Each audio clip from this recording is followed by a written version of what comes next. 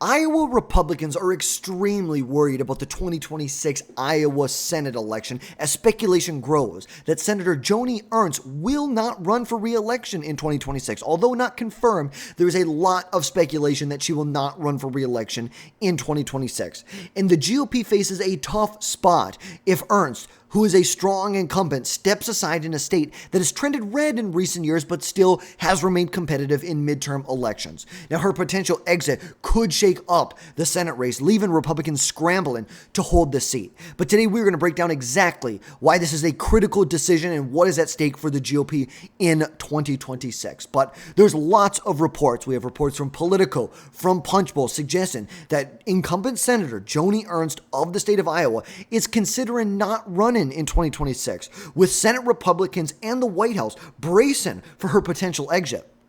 Now, reportedly, top White House officials privately met with Senator Joni Ernst of Iowa and are encouraging her to run for re-election in an effort to preserve the GOP majority. Now, obviously, we know it is very likely Republicans will hold the Senate majority in 2026. The House, that's a whole other conversation.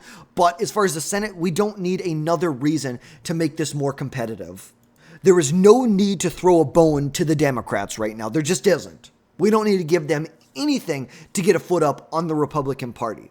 Now, losing Joni Ernst's incumbency advantage in a state with competitive races will make this Senate seat very vulnerable. Now, obviously, we know there was a gaffe that happened a couple months ago. Joni Ernst talking about Medicaid cuts, saying that we're all going to die. A lot of people moved this from a safe Republican seat to a likely Republican seat, just like Sabato's crystal ball. That was a change that they had made in this election, was moving it to a likely Republican seat. Now, actually, I had already had this as a likely Republican seat, and then we moved it to a lean Republican seat. And it was not because of the Medicaid comments.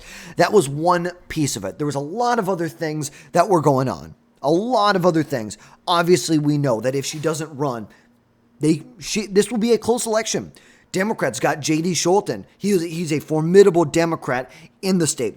Democrats also have Rob Sand, who's running for governor, who's the current state auditor in Iowa, which a better person, a more popular Democrat at the top of the ticket will help Democrats down ballot.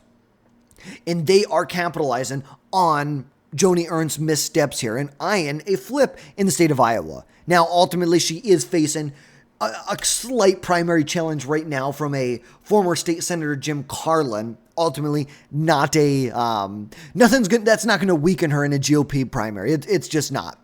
But if Ernst retires, an open seat in a midterm year could face a tough environment, especially considering the fact last time Donald Trump was in office and last time he had a midterm, the midterms in the state of Iowa did not go too good for the Republican Party.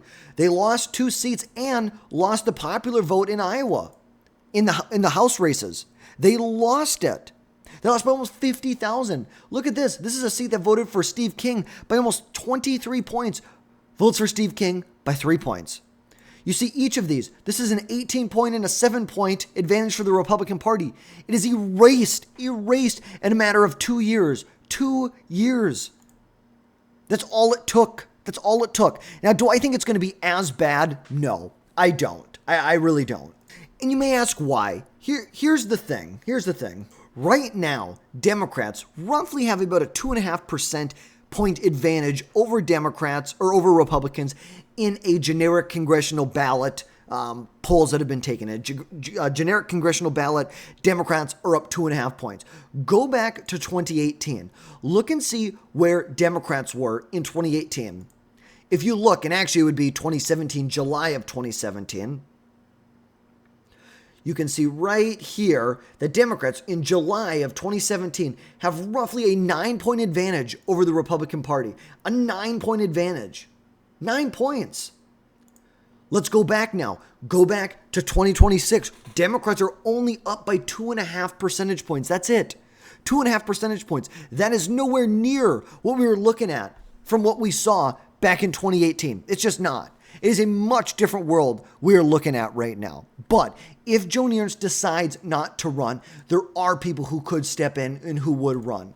Most notably, Ashley Hinson. She's a representative from Iowa's 2nd congressional district. She's probably the most popular Republican who's in Congress I should say, in the House of Representatives. She's a former TV personality and said she would run if Joni Ernst decides not to run. And she has roughly like $2.2 million in her war chest and has an extremely conservative voting record, which makes her a viable candidate. But still, she's untested in a more national race, a race that's statewide, a Senate race, very, very different than a House election. Very different. But any replacement would face a tougher primary and general election without Ernst's established brand, voter loyalty, and everything that they have. Everything they have. That Joni Ernst just has a much better reputation in the state of Iowa than anyone else because she's been doing this for a decade. Now, some of you may disagree with the fact that I believe Joni Ernst is a strong incumbent in this election. Some of you will disagree, and I understand. But let's be real about this. She has a proven track record. She was elected back in 2014. This is a seat that was held by a Democrat for 40 years. Obviously, he did not run for re-election, so she didn't beat him out. But then she was elected back in 2014 by a pretty decent margin, I believe about 8 percentage points. She won by back in 2014. Fast forward to 2020, she wins, 2022, she wins by, 2020. Oh my goodness, what is going wrong with me? She wins by roughly about 6 percentage points in this election. And she has a solid conservative record, pushing for lower taxes, border security, reduced government spending. She's also a retired lieutenant colonel and a combat veteran. And she connects with Iowa's values of service, patriotism. And it really has bolstered her electability in the state, even when there was leftward trends in the state. Now, in quarter one of 2025, she raised almost $1 million. Even though she's not running, she raised close to $1 million. $1 million. And look at this now. She has almost $3.4 million cash on hand. She's raised $6 million in this election. $6 million so far. So we know she can compete when it comes financially. She can compete. She can. And as a former Senate Republican Policy Committee chair, she wields a lot of influence to get a lot of benefits for the state of Iowa, aligning with conservative priorities like President Trump's tax cuts. And with the fact that Iowa's shift to the GOP, a state that at one point had voted for Barack Obama, at one point this state voted for Barack Obama twice by like a decent margin. He almost voted for Barack Obama by 10 percentage points. And then fast forward to 2024, Donald Trump wins it by 13.5 percentage points. And for those reasons, I believe there's a strong case that she's a strong incumbent in this environment, even when it's an environment that is not favorable, like 2026 will be. I still believe she's a very strong incumbent. But Republicans need to hold Iowa if they want to maintain their Senate majority, especially with competitive races in Maine and North Carolina. Look at this. This is the map that I have right now. Look, if Democrats are able to hold Michigan, they're able to hold Georgia, they can flip North Carolina with Roy Cooper. They got to do both. They got to get Iowa and they've got to get Maine if they want to get 50-50. Still, Republicans will hold a majority because J.D. Vance would break anything that was tie-breaking. And Republicans are losing, think about it, Mitch McConnell in Kentucky. They're going to lose him. He's been a consistent no vote on a lot of President Trump's priorities, especially the things that have been more, toeing